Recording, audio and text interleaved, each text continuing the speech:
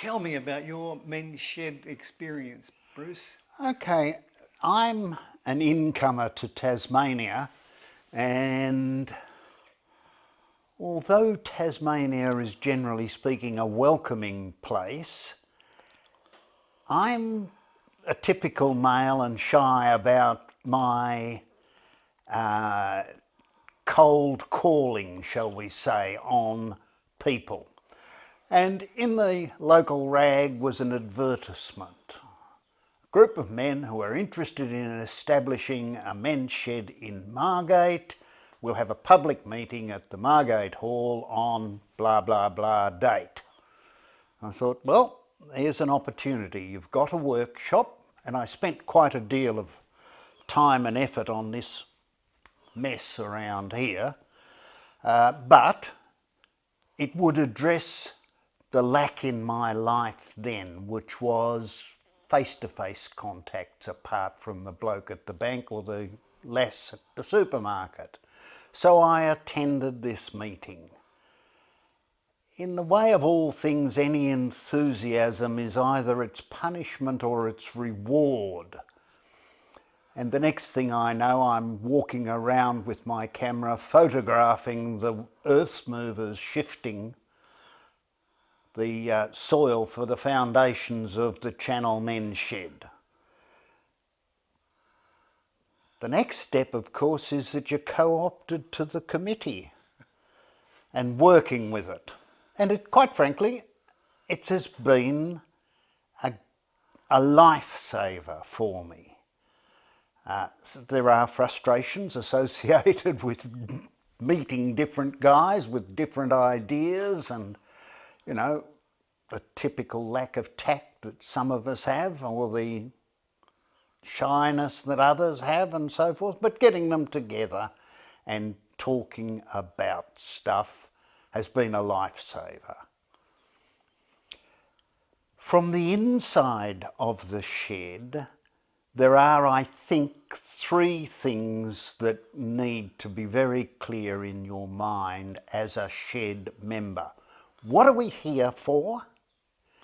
How can we pay the bills? And what is the legal status of this group? Now, the last one sounds a bit strange and legalistic, but for the long-term sustainability of any organisation, it is probably sensible to have it incorporated as a separate legal entity. You'll need to investigate whatever your local regulations and laws are to see how you can be an incorporated association and what limitations and rules are required for an incorporated one. The Victorian Men's Shed Association is known to me through correspondence and a couple of occasional meetings. I would strongly recommend them as someone that you join, leverage off their experience with other men's sheds, visit other men's sheds to see how they run stuff. But sustainability is important, and that means that you need a sensible financial arrangement. In other words, what are your membership dues going to be? Do you charge your members to come into the shed and sit around chatting, or do you charge for the use of machinery? All sorts of different models, all of them more or less successful.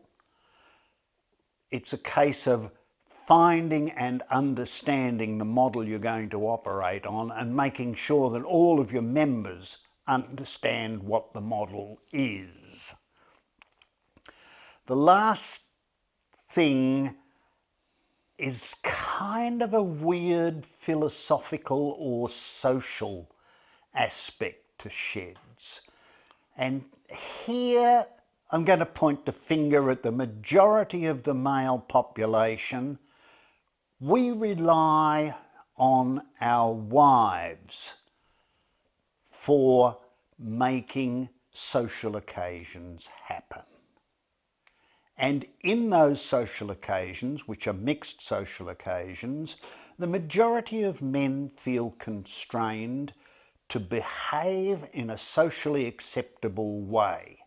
And society spends a lot of effort in modelling how the hell we are supposed to be brave, bluff, strong-minded, supportive and so forth, which doesn't help a bloke who's got prostate cancer or who is lonely. So men's sheds are the place where those things can be shared without belittling the social model or picture of what a man is. So hence the reason for and I think I'm supposed to say a single gender, but as far as I can work out there are about 9 genders, but never mind. We have a men's shed and call it that because we relate better generally to other men in stressful situations. And this is what we find. Suicide amongst men is a problem Australia-wide, and the numbers are quite frightening, and the numbers by gender or sex lean heavily in favour of men. And yes, there are young men who commit suicide. There are older men, and the main cause for that suicide, researchers tell me, is loneliness.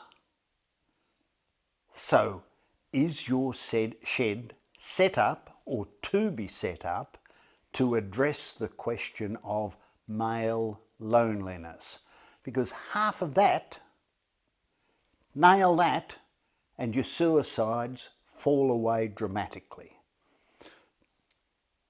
There are the secondary cause of suicide amongst men, I believe, is illness and ill health generally with a lack of support. So, will your shed have a sympathetic person in it who can ring up Charlie, who hasn't been seen in the shed for a month or a week, and say, how's it going with you, mate? That's important. Questions? Okay. Any other advice for setting up a shed? You've got an amazing range of equipment in the shed that exists in Margate. How do you go about doing that? Okay, there are 3 sources of, call it funding generally, because funding is what drives the equipment. And the 3 sources are, number 1, the phone rings and a lady says, my husband passed away, the kids have been through, they've taken everything they need, I want to move into a home unit. They always want to move into a home unit, but never mind, probably because they don't like the housework for the full-scale house. Can you help me clear out his shed?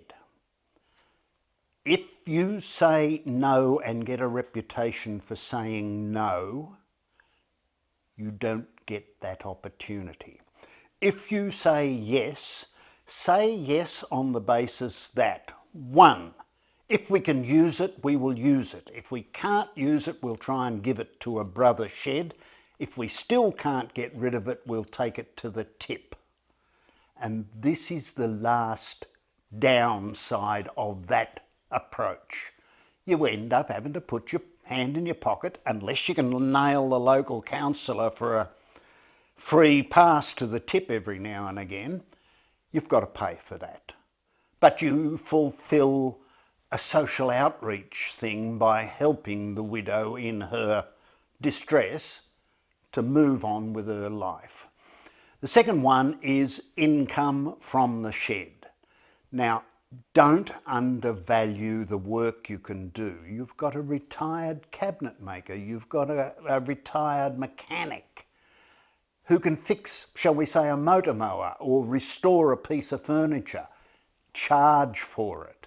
Don't undercut the local tradesman, but charge for it and make sure he understands the only jobs you're doing are the ones he doesn't want. So you need a source of income. Your membership will be a source of income, but quite frankly, you're going to have to strike it so at least you pay for the insurance.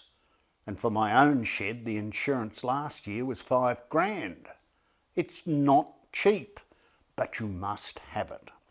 The last one is grants. There are, at least in Tasmania and I believe in Victoria, organisations including government and local government and federal government. So let's start at the federal government level. AMSA is the Australian Men's Shed Association.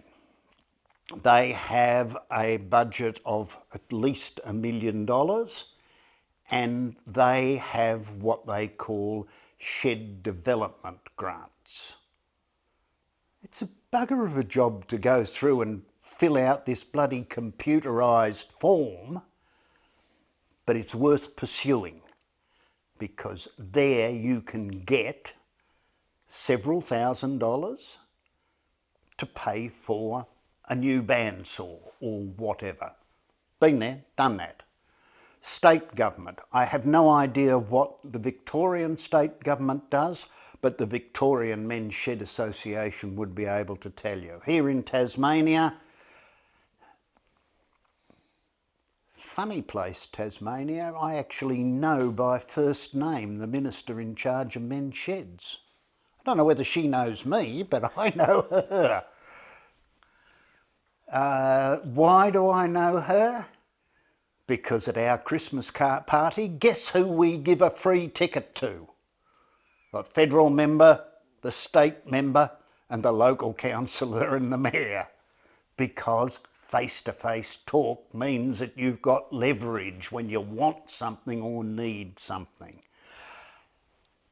Grants is good, and that's probably the third and last. I think I've covered three, haven't I? Yep, that's three. That's the third and last one where you need to line yourself up. Who does it? Well, this is where your recruiting starts to come into its own.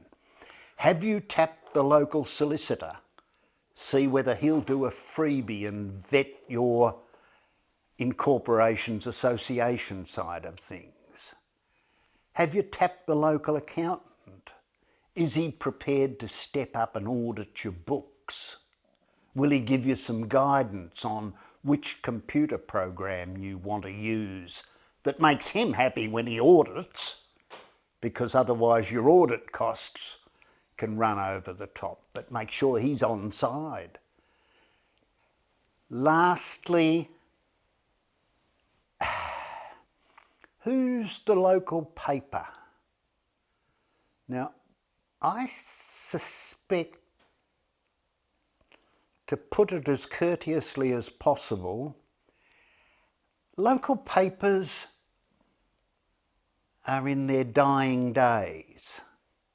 Our local rag will publish anything where you can give them a photograph and 50 words. It'll be in there.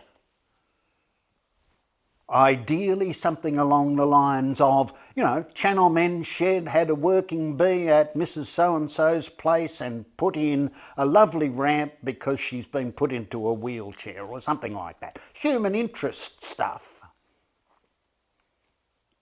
Fire it. Question. Okay, final question. You mentioned that quite often you don't actually know who's around and the skills that they've got, who might be interested in taking part in this shed. True, and that falls under two categories. You've got a guy, a bloke, who is a mad keen tractor restorer. Are you going to get him out of his shed where he's got a half-built Fordson whatever to come to your shed? Well, it's going to be a tricky thing. But if someone, and I will cite the example of one of my members who is a toolmaker by trade with 40 years experience as a toolmaker. He is an enormously skilled machinist with experience. And he felt depressed once he'd retired because his life was at an end, and I suspect his employer wasn't terribly tactful about letting him go. So we glommed on to Derek and said, we've got a lathe, we've got a mill, and he said, they're not very good lathes and mills, and that's what we've got. He said, all right, I'll use it. And we said, well, we don't really want you to use it. We want you're more than welcome to use it, but we want you to find a bloke who's never used it and show him how to do it. Now, all of a sudden, from being a retired, rejected toolmaker, this man is an authority. He is a mentor. He is someone that is respected for his skills and his ability to share those skills with you. It's a win for him. It's also a win for the shed, because now we've got someone that we say, oh, well, it looks as though it might need some sort of machining work there. We can do that for you for a price. That's the way it works. It doesn't matter what skills the bloke has. If he's not using them, convince him that he is valuable and can share those skills. And make sure if you sell those skills to someone, some third party from the shed, you acknowledge that it was only because he did it that we got that money in. End of game. Thank you, Bruce. I think that's really useful and wonderful.